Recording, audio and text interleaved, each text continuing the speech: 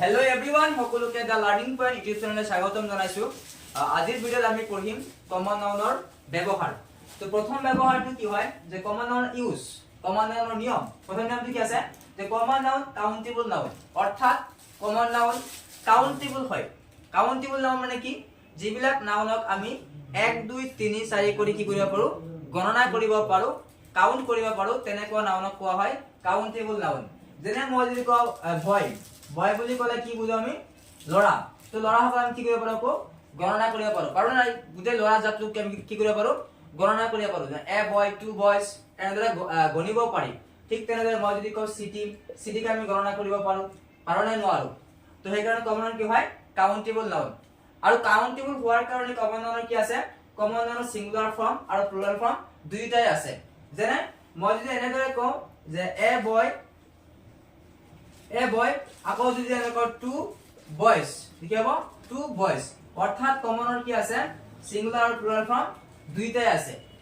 আৰু সেইকাৰণে কি কৰা হয় যে কমন নাউনক সিঙ্গুলাৰ পৰা প্লুৰাললৈ পৰিৱৰ্তন কৰিব পাৰি বা চেঞ্জ কৰিব পাৰি। কমন নাউনৰ মোস্ট ইম্পৰ্টেন্ট নিউজটো হ'ল কি যে কমন নাউন কেতিয়াও অকলে বহিব নোৱাৰে, ইয়াৰ আগত আৰ্টিকল, ডিটাৰমিনাৰ অথবা প্লুৰাল কৰিব লাগে।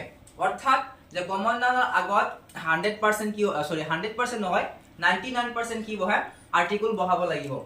আদাৰৱাইজ ডিটাৰমিনাৰ বহাব লাগিব, নহলে নাউনটো প্লুৰাল কৰিব লাগিব। সিঙ্গুলাৰ কমন নাউনৰ আগত 99% কি বহাব লাগিব, আৰ্টিকল বহাব লাগিব। কেনেকৈ বহাব লাগিব, মই যদি লিখো যে আই হ্যাভ বুক, ইয়াত কমন নাউন কোনটো, বুকটো হল কমন নাউন, কিন্তু ইয়াৰ আগত কোনো আৰ্টিকল বহা নাই। সেইকাৰণে কি এই সেন্টেন্সটো কি আছে, ভুল হৈ আছে। এনেটো আমি এনেদৰে লিখিব পাৰো, শুদ্ধ কৰিলে যে আই হ্যাভ আ বুক। তো এইটো কি হৈছে যে আই হ্যাভ আ বুক, মোৰ কিতাপ আছে, মোৰ এখন কিতাপ আছে। এইটো কি হ'ব 100% শুদ্ধ হ'ব। কাৰণ বুকটো কি noun, common noun, singular common noun. সেইকাৰণে ইয়াৰ আগত কি বহাইছো, আৰ্টিকল বহাইছো। সেইকাৰণে সেন্টেন্সটো কি হ'ব, শুদ্ধ হ'ব। ঠিক তেনে মই আকৌ এনেদৰে কওঁ যে আই হ্যাভ some books, এইটো কি হ'ব 100% কারেক্ট হ'ব। কিয় কারেক্ট হ'ব, কাৰণ এই বুকটো কি হয় কমন নাউন, কমন নাউনৰ আগত কি আছে, সাম আছে। সামটো কি হয় ডিটাৰমিনাৰ। সেইকাৰণে কমন নাউনৰ আগত ডিটাৰমিনাৰ বহিলে কি নালাগে, আৰ্টিকল নালাগে, বা without determiner article common noun নবহে। ঠিক আছে।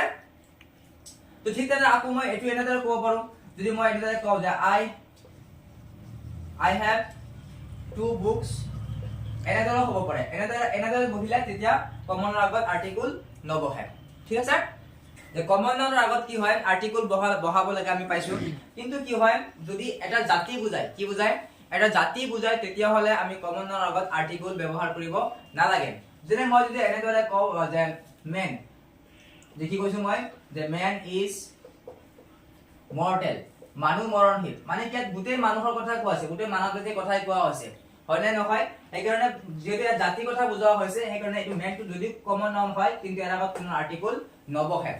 ঠিক তেনেদৰে মই যদি এনেদৰে কওঁ যে আই চ মেন, ইয়াতো কি হয়, মেনটো কিন্তু কমন নাউন হয়, কিন্তু হলে কি হ'ব, ইয়াত কিন্তু গোটেই মানৱ জাতিক বুজোৱা নাই, বা গোটেই মানুহ জাতিটোক বুজোৱা নাই। ইয়াত অকল নিৰ্দিষ্ট কোনো মানুহক বুজোৱা হৈছে। সেইকাৰণে কি কৰিব লাগিব, ইয়াত আৰ্টিকল বহাব লাগিব। এইটো আমি এনেদৰে লিখিলেহে শুদ্ধ হ'ব। কেনেদৰে, যেনে আই চ আ মেন। তো এইটো কি হ'ব 100% শুদ্ধ হ'ব। কিয় শুদ্ধ হ'ব, কাৰণ ইয়াত কি বুজোৱা নাই, জাতি বুজোৱা নাই, অকল এজন নিৰ্দিষ্ট মানুহৰ কথাহে কোৱা হৈছে। এনেকুৱা কমন নাউনৰ আগত কি বহাব লাগিব, আৰ্টিকল বহাব লাগিব। ঠিক আছে। যে কমন নাউনৰ আৰু এটা ইউজ আছে, যোনটো নেকি বহুত ইম্পৰ্টেন্ট হয়। ইউজটো হ'ল কি যে এডজেক্টিভৰ লগত আৰ্টিকল দা বহুৱাই কমন নাউন কৰা হয়। যেনে এতিয়া কৈছো এডজেক্টিভ কি, এডজেক্টিভ হ'ল যে নাউনৰ মানে কোনো নামৰ গুণ, দুখ, অৱস্থা, পৰিমাণ, তাক কি বুলি কোৱা হয়, এডজেক্টিভ বুলি কোৱা হয়। যেনে মই এজন ক'লো যে মানুহজনৰ অৱস্থা কি, তো মই ক'লো কি পোৰ মানে কি দুখীয়া, হয়নে নহয়।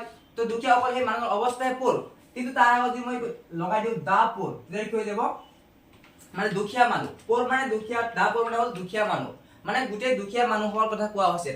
তো এইটো কি হ'ব, প্লুৰেল কমন নাউন। এটা সিঙ্গুলাৰ কমন নাউন নহয়, এইটো হ'ল প্লুৰেল কমন নাউন। কিন্তু আকৌ ইয়াক আমি এনেদৰে প্লুৰেল কৰিব নোৱাৰো, দা পোৰ, দা পোৰছ কৰিব নোৱাৰো। কিয় কৰিব নোৱাৰো, কাৰণ এইখিনিতে কি সোমাই আছে, এইটোৱে কি হয়, প্লুৰেল ফৰ্ম হয়।